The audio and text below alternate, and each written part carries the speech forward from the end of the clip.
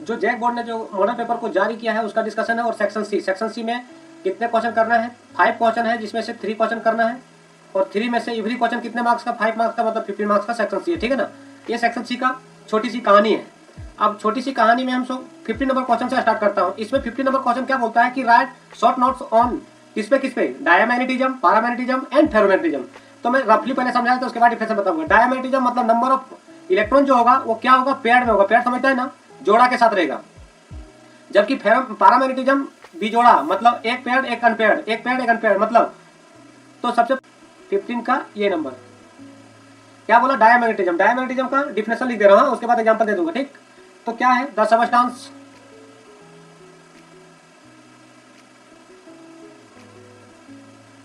Substance which is repelled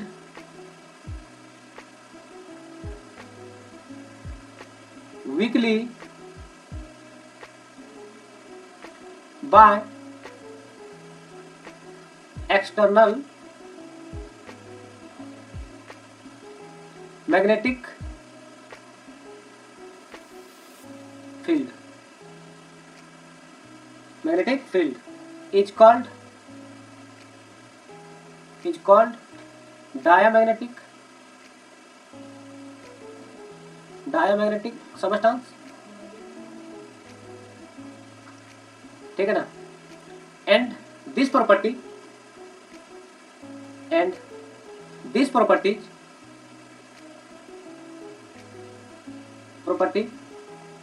is diamagnetism.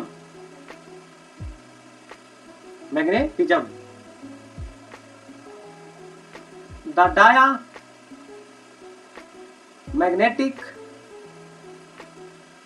substance contains only paired electrons,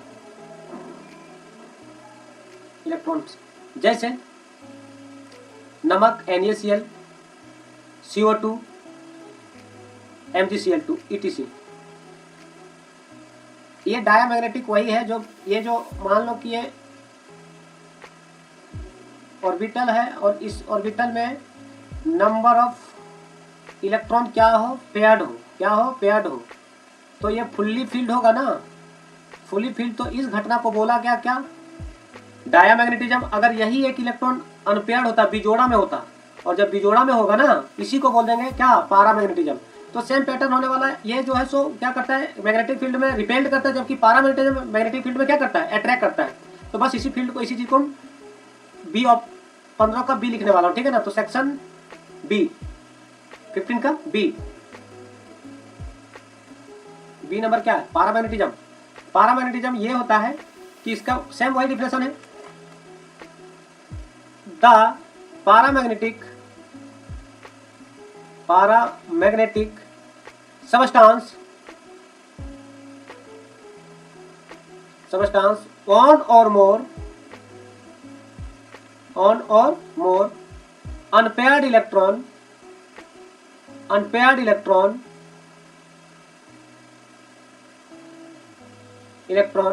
is called क्या, paramagnetic.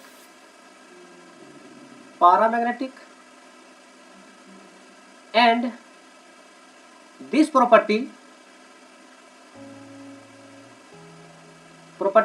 is called paramagnetism,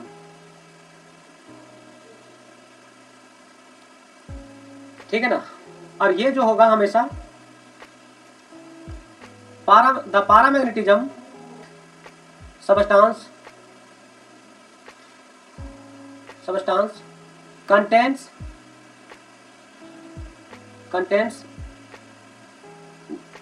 only unpaired electron. For example, NO2,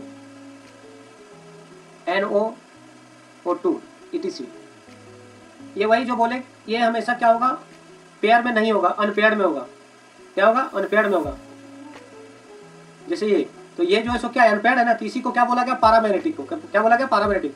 15 का सी जम ferromagnetism substance क्या होता है? तो देखो ferromagnetic the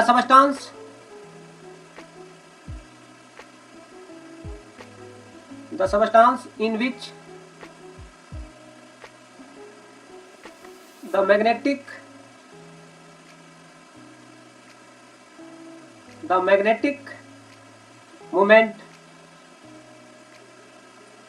moment vector, और vector arrow दे करके कैसे बीच से बीच लाइन चला दो, वेक्टर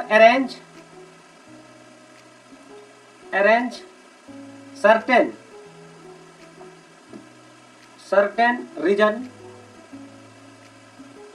रीजन या डोमेन इज कॉल्ड क्या?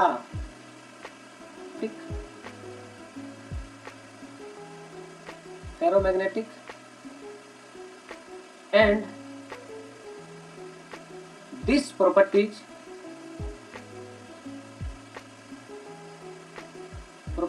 is called ferromagnetism.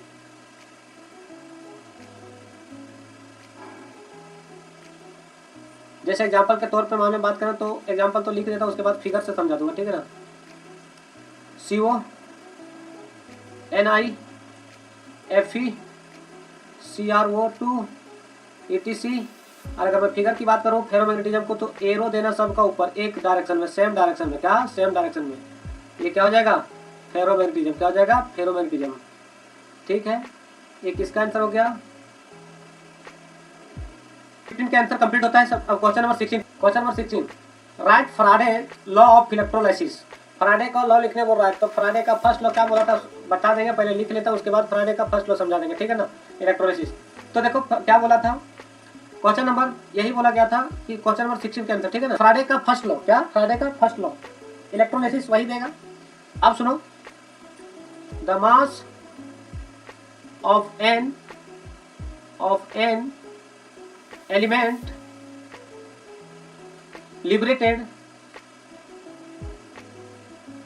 liberated at an electrodes during electrolysis is directly proportional to the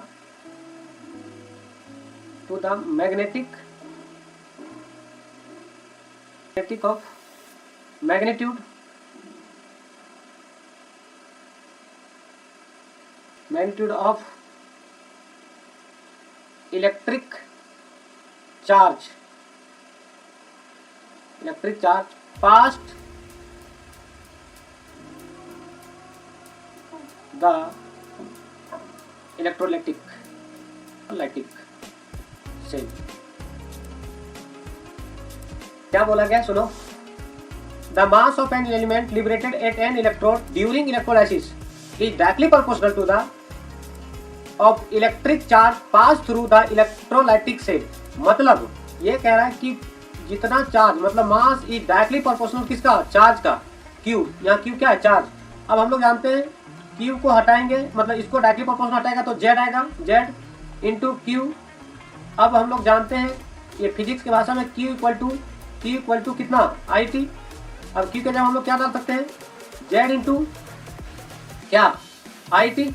ये हम लोग को फाइनल एक्सप्रेशन आया। कौन क्या है वो बता देता हूँ। डब्ल्यू क्या है? Where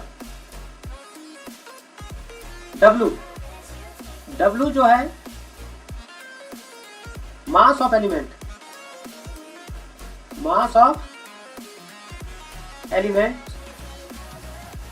liberated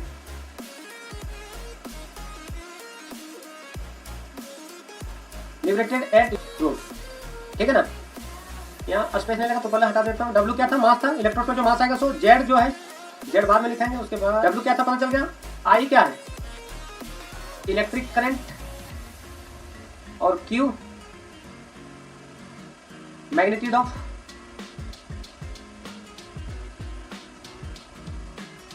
of electric charge. I पता चल गया, टी पता चल गया, जेड जो है सो हम लोग को पता है प्रोपोर्शनलिटी कांस्टेंट है, ठीक है ना।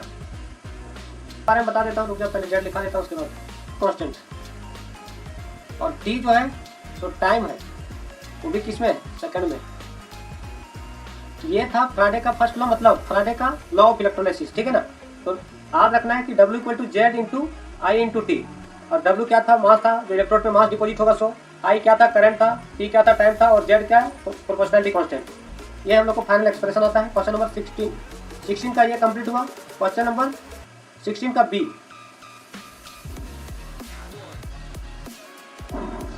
2 ampere electric current is passed. 2 ampere मतलब I दे दिया है कितना, 2 एम्पियर, और current pass through aqua solution of copper chloride. Copper chloride मतलब CuCl2, डिसोसिएट कर दो, कॉपर 2 प्लस और Cl माइनस, ठीक है ना। तो अगर मैं N की बात करूं तो यहाँ 2 आएगा, क्योंकि इसका ऊपर कितना चार्ज है, 2 चार्ज है ना, 2 प्लस चार्ज, इसलिए N का वैल्यू कितना जाएगा, 2। क्यों आएगा, उसके बाद कहाँ पे इस्तेमाल होगा, इसके बारे में भी हम यहाँ N का वैल्यू लिख लेंगे, इस्तेमाल होगा N का वैल्यू, ठीक है ना। अब देखो N पता चल गया, टाइम दे दिया है, और जो टाइम लेना उस मिनट में दिया है, किस में दिया है, इसको सेकंड में चेंज करो तो 30 इंटू 60, 30 इंटू 60,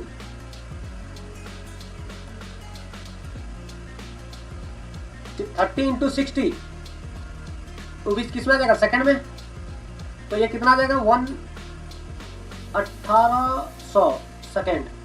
ये पता चल गया। और हम लोग जानते हैं फ्राडे का फर्स्ट लॉ के हिसाब से क्या जानते हैं, क्या, और फ्राडे का वैल्यू हम लोग जानते हैं 96,500। ये फिजिक्स में बताएगा, और नहीं जानते तो लिख लो।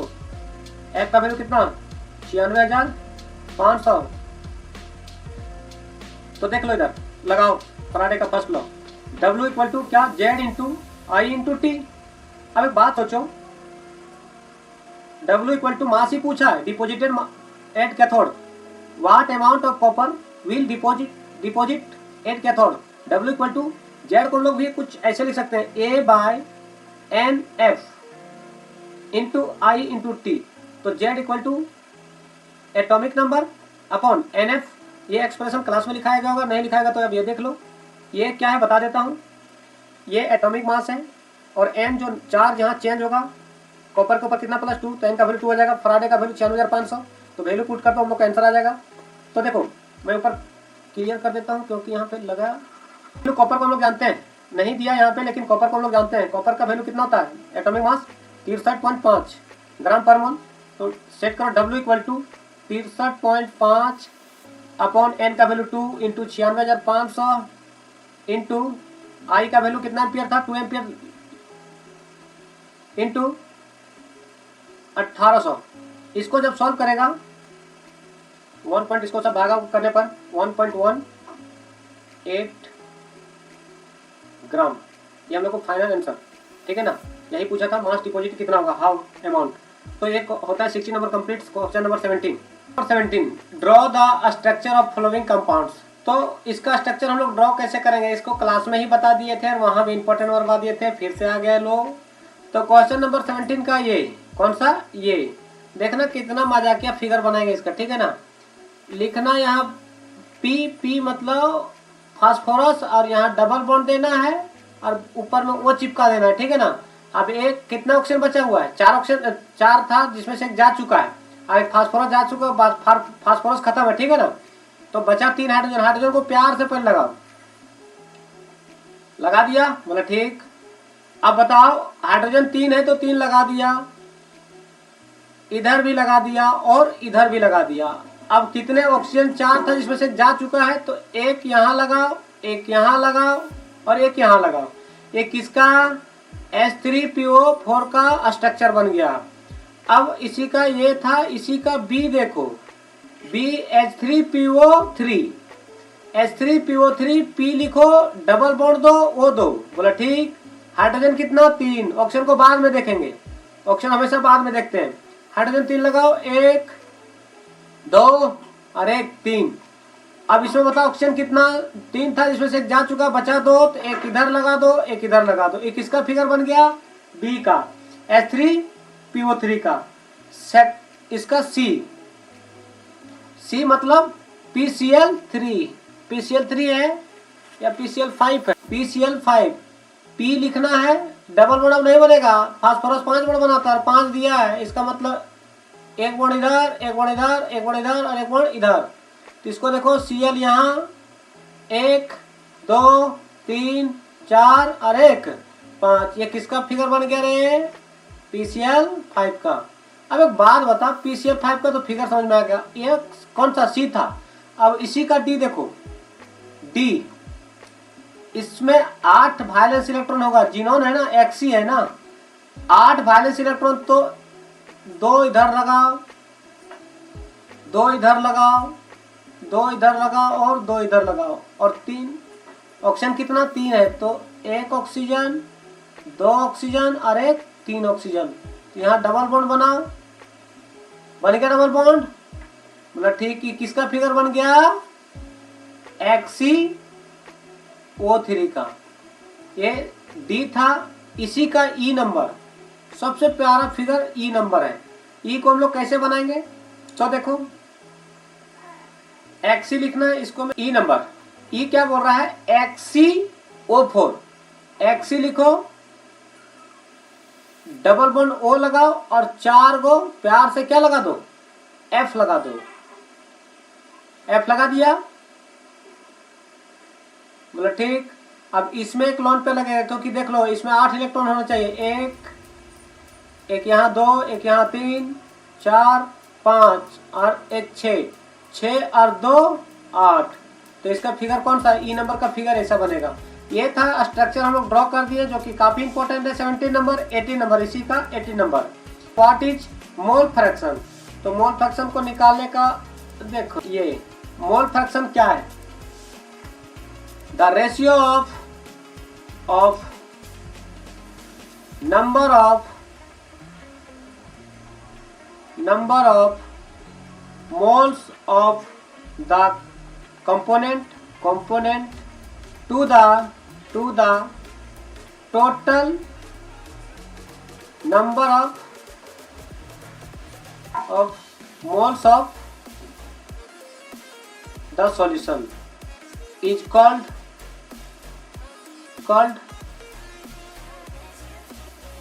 mole fraction. It is denoted by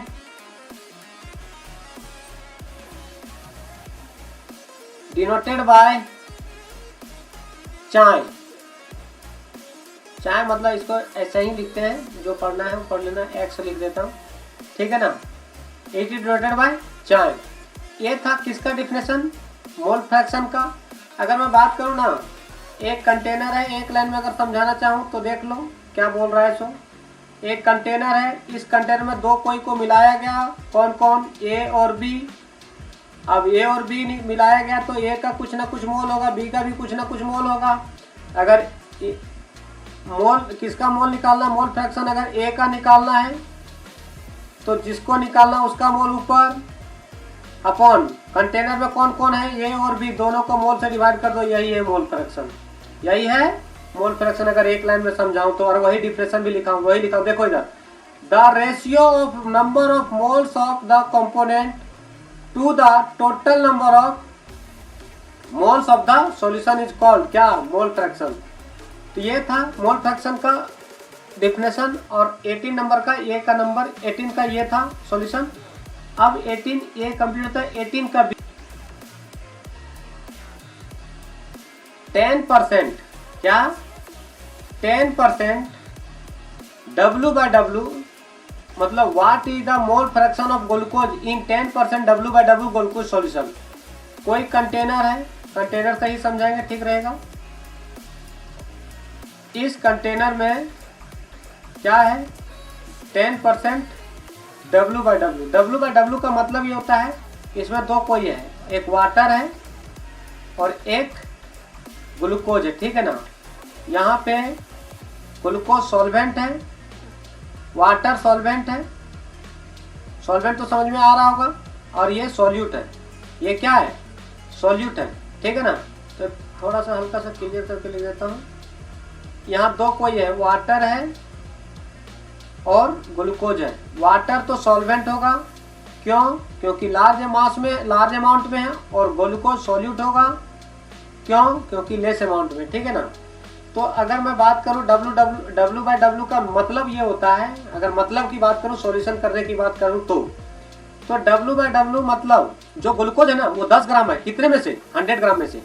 मतलब अगर एक लाइन लिख दूं ना, एक छोटा सा मतलब लिख देता हूं कि W/W क्या बताता है, 10% W/W मीन्स मतलब क्या 100% सॉल्यूशन में क्या present in 10 gram of glucose. कहने का पर्पस ये है, तात्पर्य यह है कि जो 10% है उसमें से 10% ग्लूकोज है। कहने का मतलब ये था। तो मतलब मास ऑफ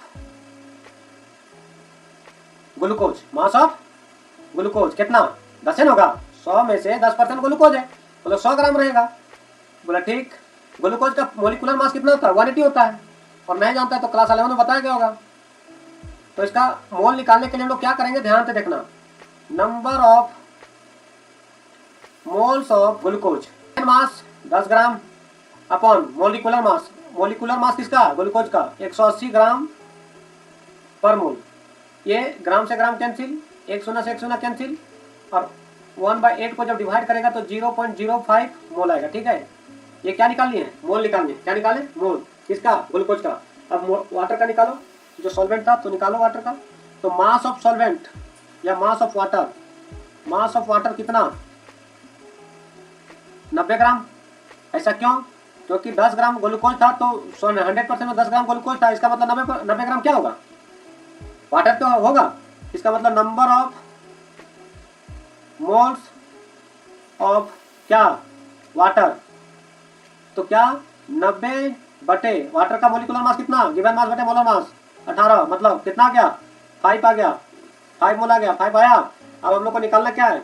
ग्लूकोज का मोल फ्रैक्शन निकालना है। ग्लूकोज का मोल फ्रैक्शन, तो मोल फ्रैक्शन निकलेगा कैसे? ऐसे नंबर ऑफ मोल तो निकल गया। अब निकालो मोल फ्रैक्शन। क्या निकालो? Mole fraction. और मोल फ्रैक्शन कैसे? चाय, चाय कैसे? ऐसे। यही तो मोल फ्रैक्शन है। किसका? ग्लूकोज का। ग्लूकोज का इक्वल टू कैसे निकालेंगे? जिसका निकालना उसका मोल ऊपर, मतलब ग्लूकोज का मोल ऊपर अपन टोटल मोल। टोटल मोल मतलब ग्लूकोज भी है और वाटर भी है, तो दोनों को मोल से डिवाइड कर दो, प्लस क्या? वाटर। कंटेंट में दोनों को ही होगा ना, ग्लूकोज और वाटर। मोल दोनों मोल से डिवाइड कर दो। इसका मोल, ग्लूकोज का मोल कितना आया? 5 मोल आया। बोला ठीक। अपॉन ग्लूकोज का 5 प्लस कितना? वाटर का कितना आया था? 0.05 मोल। अब सुनो, इसको जब ऐड करेगा, गुना भागा सब जितना भी करके निभाएगा, इसका भागा होगा देने पर कितना आएगा आंसर पता है तुम लोग को? इसको दे लेना, भागा देने के बाद आएगा तुम्हारा 0.011। This is final answer. Okay, ये क्वेश्चन नंबर 18 कंप्लीट हो जाता है, ए और बी दोनों। अब 19 पे चलता हूँ, इस सेट का लास्ट एंड फाइनल। उसके बाद हम लोग कुछ नेक्स्ट देखेंगे। Question number 19, identify P Q R S and T in the following reaction. Last and final question है, ठीक है ना। तो हम लोग इसको सॉल्व कैसे करेंगे वो देखो। ए नंबर का सॉल्यूशन करो, ठीक। CH3 C double bond OH plus SOCl2 के साथ रिएक्शन करवा रहा हूं ना। तो एक बात सोचो, जब SOCl2 के साथ रिएक्शन करवा रहे थे तो CH3 C double bond O, और जब यहाँ Cl है ना तो यहाँ Cl चिपक जाएगा और OH निकल जाएगा, बाकी बात यहाँ से OH शिफ्ट कर जाता है, ठीक है। अब इसी को, इस रिएक्शन को किसके साथ? H2PD BaSO4। ये है रोजन मोन रिएक्शन। कौन सा रिएक्शन है? रोजन मोन रिएक्शन, ठीक है ना। क्या होता था? ये माइनस में और ये वाला प्लस में। हाइड्रोजन एक तो तोड़ो प्लस में और एक तोड़ो माइनस में। अगर दोनों सेम रहेगा तो किसी को तोड़ो प्लस में, किसी को माइनस में, कोई दिक्कत नहीं है। ये किसके साथ चला जाएगा? देखो इधर, प्लस माइनस के साथ, प्लस माइनस के साथ मतलब HCl निकल जाएगा। क्या निकल जाएगा? HCl निकल जाएगा, plus CH3 C double bond O, और यहाँ क्या जाकर, यहाँ प्लस है तो यहाँ क्या चिपक जाएगा जाके? माइनस वाला। तो मतलब क्या बन गया? एल्डिहाइड बन गया। क्या बन गया? एल्डिहाइड बन गया। इसी रिएक्शन को बोला गया क्या? रोजन मोन रिएक्शन। 19 नंबर का ये सॉल्यूशन कंप्लीट हो जाता है। अब इसी का बी चलते हैं। किसका क्या चलते हैं? बी डायरेक्ट बोल देता हूँ, ये HVZ रिएक्शन है, ठीक है ना। HVZ रिएक्शन ये अपना कॉपी में डायरेक्ट लिखा दिया होगा। तो इसमें ये क्या होता है, अल्फा कार्बन पे अटैक करता है, ठीक है ना। तो इसको जाकर बी नंबर से अपने नोट्स में मैच करना, ठीक है ना। अब सी को डायरेक्ट बताता हूँ। ये जिंक अमलगम है, सी नंबर क्या है, जिंक अमलगम के साथ रिएक्शन है। तो देखो एक जिंक अमलगम का रिएक्शन था जो पढ़ाया गया होगा, किलीमेंसन रिएक्शन। नहीं पढ़ा तो आप देख लो, ठीक है ना। किलीमेंसन रिएक्शन कैसे निकालेंगे वो देखो, ध्यान से देखो इधर। किलीमेंसन रिएक्शन ये कुछ नहीं करता है, बहुत खतरनाक उपाय लगाता है ये क्या करता है पता है, ये जो है सो क्वेश्चन जैक बोर्ड ने थोड़ा सा मिस्टेक किया है। क्या मिस्टेक है वो बता दे रहा हूँ। सी नंबर का CH3 C डबल बॉन्ड, ये C डबल बॉन्ड यहाँ होगा, ये C डबल बॉन्ड यहाँ होगा और इधर CH3 होगा, ठीक है ना। प्लस जिंक अमलगम के साथ जब रिएक्शन करवाते हैं Hg के साथ, तो इसमें कुछ नहीं, यहाँ पे प्यार से CH2 ला के डाल दो, 2 हाइड्रोजन ला बैठा दो, डबल बॉन्ड को भगा, ऑक्सीजन को भगा दो, मतलब CH3 CH2 CH3। बाकी बात बाय प्रोडक्ट क्या निकला तुम्हें मतलब नहीं। ये क्या बन गया, प्रोपेन। ये कौन सा रिएक्शन के हिसाब से, ये रिएक्शन किलीमेंसन रिएक्शन के हिसाब से। किसके हिसाब से, किलीमेंसन रिएक्शन, ठीक है। अब ऑप्शन नंबर डी है, ये कुछ नहीं बोलता है, ये यही बोलेगा डी। CH3 एल्डिहाइड ग्रुप है और हम लोग एल्डिहाइड को तोड़ने में बहुत ही एक्सपर्ट हो चुके हैं। HCN है, आओ करो रिएक्शन। ये ऑक्सीजन माइनस में, इसका पोटेशियम प्लस में, ये हाइड्रोजन प्लस में। ये बचपन से जानते आ रहा है, नहीं जाना है तो सीख लो मेरे से। H प्लस में Cl माइनस में, ये किसको प्यार करेगा, वो माइनस वाला इसको प्यार करेगा, ले आओ बुलाओ। और ये किसको, इधर। तो CH3 COH और ये H रहेगा और ये Cl कहाँ चल जाएगा, नीचे। ये दिस इज फाइनल आंसर। और ये हम लोग मॉडल सेट कंप्लीट होता है। चैनल को सब्सक्राइब करें और शेयर करें।